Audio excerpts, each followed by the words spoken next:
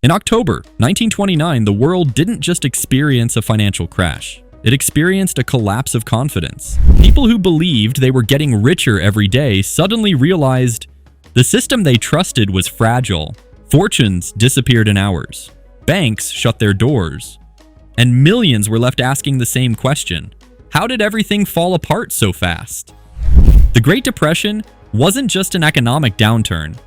It was the most devastating financial crisis in modern history. But here's the real question. Was it just a market crash or a chain reaction of deeper failures? In the next 10 minutes, you'll understand what caused the Great Depression, how a booming economy collapsed overnight, the shocking numbers behind the crisis, how it spread across the world, and what it reveals about financial systems today. This isn't just history, this is power. 1. The Roaring Twenties, growth built on illusion. The 1920s looked like a golden age. The United States economy was expanding rapidly. New technologies were transforming everyday life. Factories were producing goods at unprecedented levels. The stock market rose nearly 500% between 1921 and 1929. Car ownership surged. Consumer goods became widely available. But there was a catch. Much of this growth wasn't real. It was built on credit. People weren't buying with money they had. They were buying with money they borrowed. Installment plans allowed consumers to purchase products with small monthly payments. At the same time, investors entered the stock market in huge numbers. Through margin trading, they could buy stocks with just 10% of their own money. The rest was borrowed from brokers. This created a dangerous situation. As long as stock prices kept rising, everything worked. But if prices dropped, the entire system would collapse. Meanwhile, inequality was growing rapidly. The richest 0.1% controlled over 30% of the nation's wealth. Many workers saw little increase in wages. Farmers were already struggling with falling prices. What happens when economic growth is driven more by borrowing than real income? 2. The crash, when confidence broke. The turning point came in October 1929. At first, it looked like a normal market correction. Then, panic began. October 24th, Black Thursday. October 29th, Black Tuesday. Investors rushed to sell their stocks, but there were no buyers. Prices collapsed. Over 16 million shares were traded in a single day. The market lost billions within hours. By the end of the crash, around $30 billion in wealth had been wiped out. That's more than the US spent during World War I. People who had borrowed money to invest were now trapped. They owed debts they couldn't repay. Banks that had lent money faced massive losses, and confidence disappeared. But here's the key insight. The crash didn't cause the Great Depression. It triggered it. 3. The hidden weaknesses. The economy was already unstable. The crash simply exposed its flaws. A. Banking collapse. Banks played a central role in the crisis. They had invested heavily in the stock market, given out risky loans, operated with little regulation.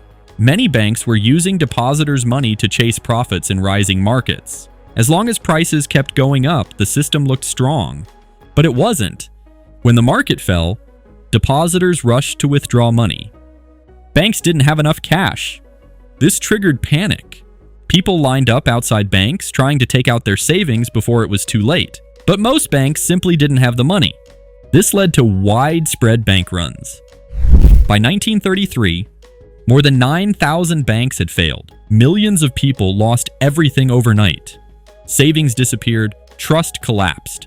And without trust, the entire financial system began to break down. B. Overproduction. Factories were producing more goods than people could afford. Industrial output exceeded demand by nearly 30% in some sectors. When sales slowed, companies cut production. Workers were laid off. This reduced income even further, and demand dropped again. A downward spiral began. C. Agricultural crisis. Farmers were hit especially hard. Crop prices collapsed. Wheat fell from $1 to 38 cents per bushel. Farmers couldn't repay loans. Banks seized their land. This created a ripple effect through the financial system. Collapse of global trade. In 1930, the US introduced the Smoot-Hawley tariff. Import taxes increased by up to 40%. Other countries responded with their own tariffs. Result? Global trade fell by more than 50%. Exports collapsed, industries suffered, jobs disappeared. E. Debt and speculation. The entire system was overloaded with debt. Margin debt reached $8.5 billion by 1929. When prices fell, investors were forced to sell. Selling pushed prices even lower. It became a cycle. Falling prices leads to forced selling, leads to more collapse. 4. The economic collapse. By the early 1930s, the crisis had spread everywhere. The numbers were devastating.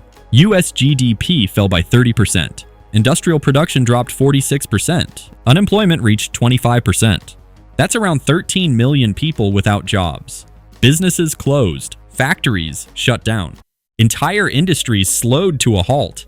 Cities changed dramatically. Homeless camps appeared. Bread lines stretched for blocks. Families struggled to survive. Between 1930 and 1934, over 1 million homes were foreclosed. What happens to a society when 1 in 4 people cannot find work? 5. A global crisis. The Great Depression quickly spread beyond the United States. Europe was already weakened after World War I. When the US economy collapsed, it pulled others down with it.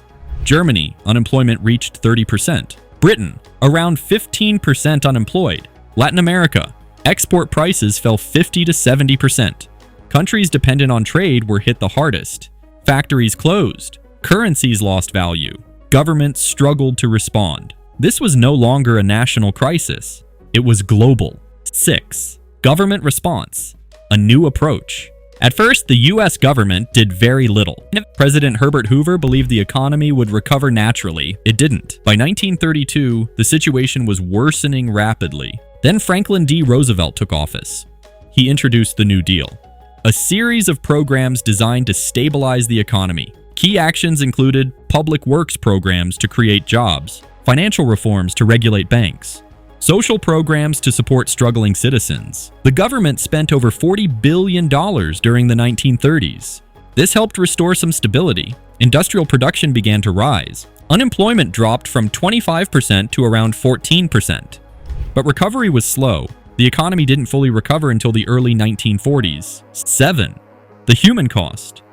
Behind the statistics were real people. Families lost everything: homes, savings, jobs.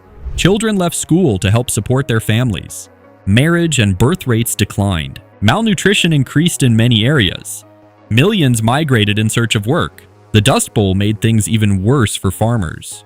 Entire communities were displaced. This wasn't just an economic crisis. It was a human one. 8. The numbers that define the collapse. To understand the scale, $30 billion lost in the stock market, 30% decline in GDP, 50% drop in global trade, 25% unemployment rate. Would we recognize the warning signs early enough today?